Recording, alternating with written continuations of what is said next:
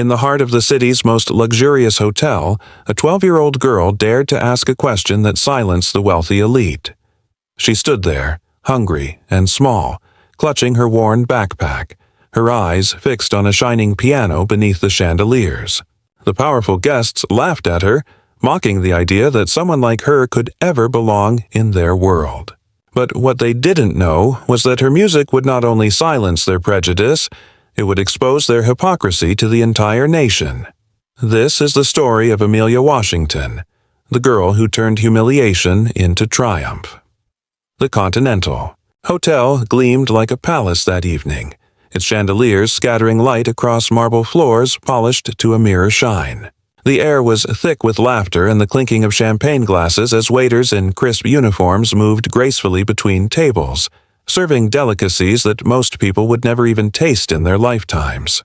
Women in gowns shimmered like jewels, their necks heavy with diamonds, while men in tailored suits traded stories of business deals and political influence. Everything about the gala whispered wealth, power, and exclusivity.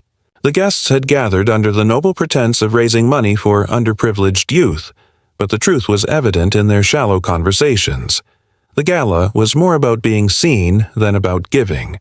Their eyes darted across the room, not in compassion for the cause, but in competition with one another, measuring status by the cut of a tuxedo or the vintage of a wine. Into this glittering hall walked a girl who did not belong by their standards. Amelia Washington, only 12 years old, stepped carefully over the threshold, her sneakers scuffed, her skirt slightly too long, her backpack clutched tightly against her chest like a lifeline. Her hair was neatly combed, but her clothes carried the unmistakable signs of wear, of nights when laundry was a luxury and hand-me-downs were necessity. Yet there was something in her eyes that caught the room off guard: hope, determination, and a quiet fire that no amount of wealth could purchase. She didn't glance at the gowns or the chandeliers. Her gaze was fixed on one thing: the glossy black Steinway grand piano at the center of the hall. She moved toward it as if it called her name. The music from the hired string quartet faded as her small voice broke the rhythm of the night. "May I play for food?" she asked, her words steady but humble. For a moment, the entire hall froze. Glasses stopped mid-air, forks paused above plates. The silence was heavy, awkward, almost unthinkable in such a space. Then came the whispers, sharp and poisonous. Who let her in here? A woman in pearls hissed to her husband. "She must have wandered off the street," muttered another, her nose wrinkled in distaste. A man chuckled cruelly. "Look at her backpack. Maybe she thought this was a soup kitchen." The laughter spread, like a disease, quick and contagious. Heads turned, eyes narrowed, and judgment filled the room. To them, the girl's presence was not just strange, it was offensive, a blemish on their carefully crafted night of luxury. But Amelia did not shrink under their stares. Her fingers twitched slightly against her backpack straps as if playing invisible notes in the air. She took a breath and repeated, louder this time, "Please, just one song, for a plate of food." From the far side of the hall, a tall woman in a shimmering silver gown moved toward her, her heels clicking with authority on the marble floor. Victoria Sterling, the organizer of the gala, wore her power like a crown. She smiled at Amelia, but it was the kind of smile that hid venom beneath sweetness. She crouched ever so slightly, her voice dripping with condescension. "Oh, darling, this isn't the place for you. There's a fast food restaurant just down the street. Surely that's where you belong." The crowd chuckled again, emboldened by Victoria's mockery.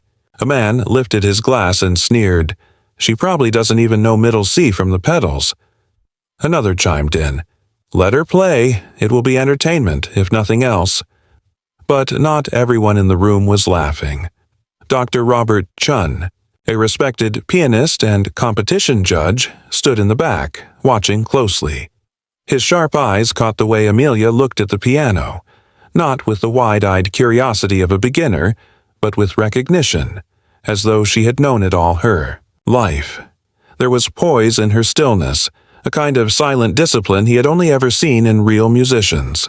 Something stirred inside him, a suspicion that perhaps this girl was not what she seemed. Victoria, sensing the crowd's appetite for spectacle, decided to make a show of it. She straightened, clapped her hands once, and announced, "Very well, little one.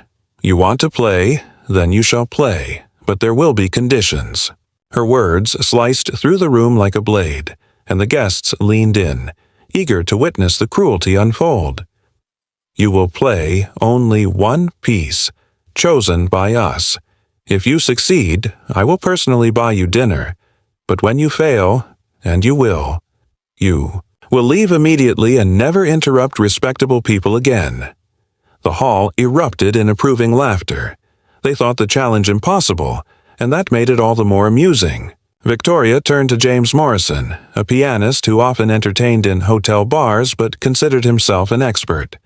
His smirk widened as he spoke. "Let her play Beethoven's For Elise. Every child bangs it out on keyboards at some point, but it's never clean. She'll stumble within seconds." The crowd nodded eagerly. For Elise, familiar enough to be humiliating when butchered, deceptively simple but brutally exposing of mistakes. A perfect trap. Amelia's heart pounded in her chest, but she kept her face calm. Her grandmother's voice echoed in her memory. "When people doubt you, don't argue. Let the music answer for you. Music never lies." She lifted her chin and said clearly, "I accept." The room buzzed with anticipation as she walked toward the Steinway. Each step seemed heavier than the last, but she carried herself with quiet dignity, as though this moment had been waiting for her all along. She climbed onto the bench, adjusted it carefully, and placed her hands above the keys. Some laughed at her movements, mistaking them for uncertainty, but Dr. Chun's eyes widened. Her posture, the arch of her fingers, the way her wrists hovered, all of it spoke of training, of discipline, of knowledge. He leaned forward, pulse quickening. The hall grew strangely quiet. Even the laughter tapered into uneasy silence as Amelia closed her eyes, took a steadying breath, and prepared to touch the piano. The weight of judgment pressed in from every corner of the room, but Amelia felt only the echo of her grandmother's words and the certainty that, here and now, the music would speak louder than anything they could say. And then, with the entire room watching, her fingers hovered just above the keys, ready to begin. Amelia's fingers brushed the keys, and the first note rang out like a bell, clear and resonant, carrying across the grand hall with a purity that silenced even the whispers. It was not the hesitant strike of a child experimenting with sound, nor the clumsy pounding of an amateur. It was precise, confident, controlled, as if the instrument had been waiting for her touch all night. A ripple of surprise moved through the crowd. Some guests leaned forward, eyebrows raised, while others exchanged quick, uneasy glances. For a moment, the laughter died on their lips, replaced by something else they did not want to admit: curiosity. "Doctor?" Robert Chun felt his breath catch. The way her hands settled, the relaxed but deliberate positioning of her wrists, the exact weight of her fingers. It all revealed training, and not the casual lessons of a hobbyist, but the discipline of years. He had judged countless competitions, seen prodigies and failures alike, but never had he witnessed a girl so young carry herself with such quiet authority over an instrument. This was not luck. This was mastery. Yet Victoria Sterling, standing, tall with her jeweled smile fixed tightly in place, refused to yield to what she had just heard. "Beginner's luck," she murmured to the woman beside her, though her voice betrayed the faintest tremor. "Anyone can strike one good note." But when Amelia moved into the opening of Für Elise, that excuse crumbled almost instantly. A familiar melody flowed from her fingertips like water from a spring. Every note was struck with precision, every transition seamless. But what stunned the audience was not her technical skill alone. It was the way she played with feeling, with depth far beyond her years. The music was no longer a party trick or a forced challenge. It was alive, breathing through her, telling a story no words could capture.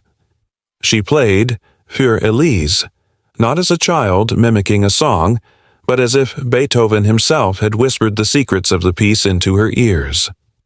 Whispers began again, this time filled with awe instead of mockery. "Impossible," muttered a man near the front, gripping his glass so tightly his knuckles whitened. A woman who had laughed the loudest earlier now found herself staring, lips parted, unable to look away. Even the waiters, mid-step with trays of hors d'oeuvres, froze to listen. The bustling gala had transformed into a concert hall, the audience captive to a performance they had never expected to hear. And while Amelia played, her mind wandered not to the glittering faces before her, but to the woman who had given her this gift. She could see her grandmother, Betty Washington, sitting at the worn, upright piano in their small living room. Betty's fingers, calloused and strong, had danced across chipped keys with the grace of a forgotten legend. She had been a gifted pianist in her youth, one who could have graced stages across the world, but the cruel hand of racism had locked her talent in the shadows. Doors were closed, competitions denied, her brilliance dismissed simply because she was a black woman in a world that refused to see her. But Betty had not surrendered to bitterness. Instead, she poured every ounce of her skill into Amelia.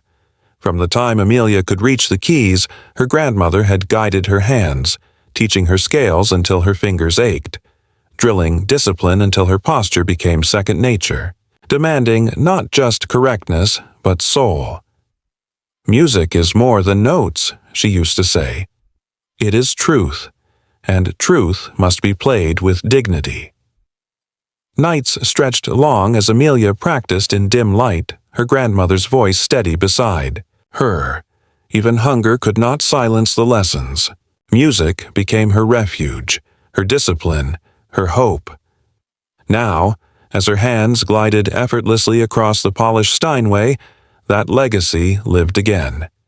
Each phrase carried the weight of history. Each crescendo whispered of her grandmother's sacrifices. Each delicate diminuendo echoed with her promise never to waste the gift she had been given. She wasn't just playing for food. She was playing for her grandmother, for herself, and for every child who had ever been told they did not belong in places like this. The gala's laughter had vanished. A heavy, reverent silence filled the hall, broken only by the cascading notes that shimmered under the chandeliers. The waiters stood rooted, the guests sat spellbound, and even the arrogant men who had mocked her earlier found themselves leaning in, unwilling to miss a single note. Some shifted uncomfortably, confronted with the shame of their own cruelty. Others stared in wonder, struggling to reconcile the image of a girl in worn clothes with the genius pouring from the piano. Victoria's hands tightened around the stem of her glass. The smug smile she had worn now faltered, replaced by a tight line of unease. This was not how the spectacle was supposed to unfold. She had imagined laughter at Amelia's failure, a room erupting in mockery. Instead, the humiliation was hers, and it grew heavier with every flawless note. She glanced around, seeing faces that no longer mirrored amusement but awe, respect, even admiration. The girl she had meant to crush was elevating herself higher than anyone in the room. Dr. Chun's eyes glistened. His heart pounded in his chest, as realization sank deeper with every passing measure. This was no ordinary talent. What he was witnessing went beyond skill, beyond training, beyond natural gift. It was greatness. He felt as though history itself was unfolding before him, the birth of a prodigy destined to shake the foundations of the music world. He whispered to himself, almost reverently, "This is extraordinary." Amelia, lost in the music, did not see the shifting expressions or the silent reverence she commanded. She was somewhere else entirely, a place where judgment and prejudice could not reach her, where only the dialogue between her soul and the piano existed. The final notes of the section lingered in the air, hanging delicately before fading into silence, and for a breathless moment the room seemed suspended, caught between disbelief and awe. And in the stunned stillness, one question rose unspoken in every mind. Who is this girl, really? The final notes of Für Elise floated into the air like a prayer, shimmering under the crystal chandeliers before dissolving into silence. Amelia's fingers lingered on the keys for a heartbeat longer, her posture calm, her expression serene, as if she were listening to the echo of something only she could hear. The hall, filled with hundreds of wealthy patrons, was utterly still. No glasses clinked, no whispers carried, only silence, heavy and awestruck. For the first time that evening, the guests did not see a ragged little girl. They saw an artist. Then, as though a spell had broken, the room erupted. Applause thundered across the hall, hesitant at first, then rising to a roar. People stood, to their feet, clapping and cheering, some even shouting, "Bravo!" as though they were in a concert hall. A few guests had tears in their eyes, ashamed of how they had laughed at her only minutes before. Dr. Robert Chun moved swiftly to the piano, his face flushed with excitement. He leaned down, his voice warm but trembling with urgency. "Child, tell me, where did you learn to play like this?" Amelia lifted her gaze to him, her eyes calm, her voice steady. "My grandmother taught me," she said. "She told me music was the one thing no one could ever take away." The words struck him like lightning. Betty Washington. The name surged from his memory like a forgotten melody. He remembered her, one of the most promising pianists of her generation, a woman whose brilliance had been drowned by prejudice, denied opportunities, erased from history by the cruelty of a society unwilling to accept her skin color. Dr. Chun's throat tightened as realization settled in. This girl, this prodigy before him, was Betty's granddaughter. It explained everything: the precision, the emotion, the discipline.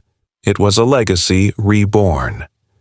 Before he could speak further, Victoria Sterling's sharp laugh cut through the reverence. "Oh, come now," she scoffed, forcing her voice into confidence though her eyes betrayed unease. "We are all getting carried away. It was a sweet performance, yes, but hardly more than parlor-room talent. Children memorize a song. They play it, and suddenly we're calling them prodigies?" Her words fell flat, landing with a thud in the heavy air. The guests did not echo her laughter this time.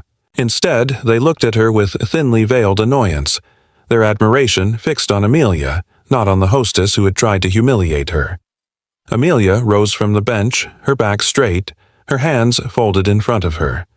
She looked around the room, meeting the eyes of those who had mocked her earlier, and spoke with calm precision. "You're wrong," she said softly, but her voice carried like a clear note. "I am not just a little girl off the street. My name is Amelia Washington. I am a Juilliard young artist. I am the National Piano Competition champion, and in 3 months I will make my debut at Carnegie Hall." The gasp that swept through the room was almost physical, a wave of shock crashing against marble walls. Glasses slipped from fingers, whispers erupted, and mouths fell open. Even those who had applauded seconds earlier now stared as though struck by lightning. They had treated her like a beggar, only to discover she was a rising star on the world's stage. But Amelia was not finished. She reached into her backpack and pulled out a small device, holding it up so all could see. "There is something else," she continued, her voice unwavering. "I didn't come here by accident. I came in disguise, with hidden cameras placed around this room. Tonight has been recorded in full, and it will appear in a PBS documentary about prejudice in the arts." Panic erupted instantly. Guests who had sneered and mocked her earlier clutched at their collars, faces paling as they realized their cruelty was preserved on camera. Murmurs rose into frantic chatter. "They can't air that," one man stammered. "This will ruin me," a woman whispered, trembling. Some guests tried to laugh it off, others begged quietly, and more than a few began planning excuses, rehearsing denials in their heads. Victoria's composure shattered. Her face flushed deep red as she snapped, "This is outrageous! You tricked us, little girl! You think you can embarrass me, embarrass this hotel? I will have my lawyers stop this nonsense before it ever reaches the public." But before her tirade could gather momentum, Dr. Chun stepped forward, his voice ringing with authority. "Victoria, enough. Every guest here signed media waivers when they entered, agreeing to be filmed for promotional purposes. You know this. There is no case." His words landed like a gavel striking down, silencing her protest. The room spiraled into chaos. Guests leaned toward one another in urgent whispers, some furious, others terrified, a few pleading for reassurance. Their perfect evening of glamour had been twisted into a mirror reflecting their ugliest selves. And through it all, Amelia remained still, her composure unshaken. She looked out at the frantic faces and spoke with calm clarity, each word slicing through the panic. "This documentary will show the truth, that prejudice blinds people, that talent can stand before you and you will not see it because you are too busy judging the clothes, the skin, the background. Tonight was never about food. It was about dignity. And dignity doesn't come from money or status. It comes from how we treat others when we think no one is watching." Her words landed with the force of undeniable truth. A heavy silence followed, deeper than before, as every guest in the hall felt the sting of her message.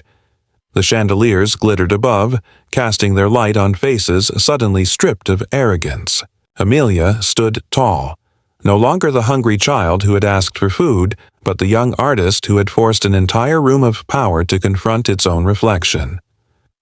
6 months later, the streets of New York buzzed with anticipation as a crowd gathered outside Carnegie Hall.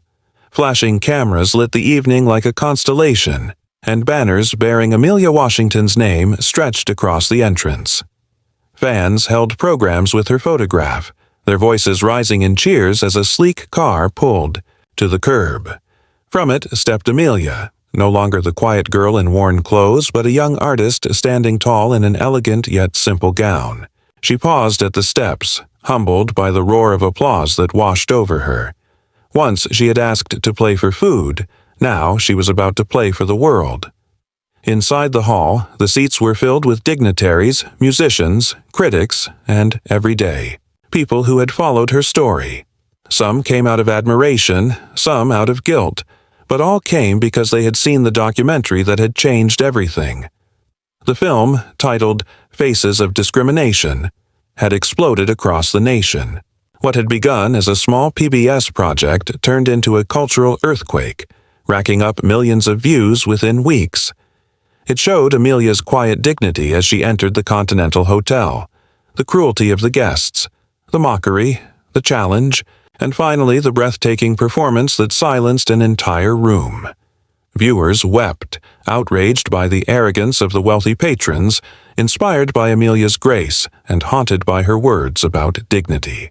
The message spread like wildfire across social media. Prejudice had blinded the privileged, and a child had forced them to see. Not everyone survived the storm that followed. Victoria Sterling, once the glamorous socialite who presided over charity galas, saw her empire collapse. The video of her belittling Amelia circulated endlessly, turning her into a national symbol of hypocrisy. Sponsors cut ties, her board seats vanished, and her invitations to high society dried up overnight. Reporters hounded her until she vanished from the public eye. Months later, whispers spread that she had taken a modest job managing events at a local banquet hall, her reputation reduced to ashes. For all her wealth and influence, she could not erase the image of a child dismantling her cruelty with music. The Continental Hotel, desperate to recover from the scandal, launched a sweeping new initiative. They created scholarships for underprivileged youth, opening their gilded doors to those who had once been excluded.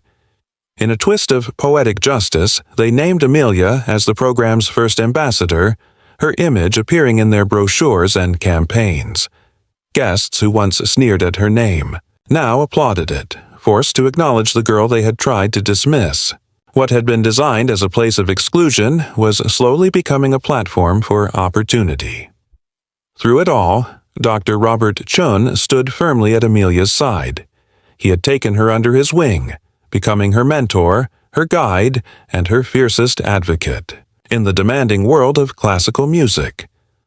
Under his instruction, her technique sharpened, her repertoire expanded, and her stage presence deepened.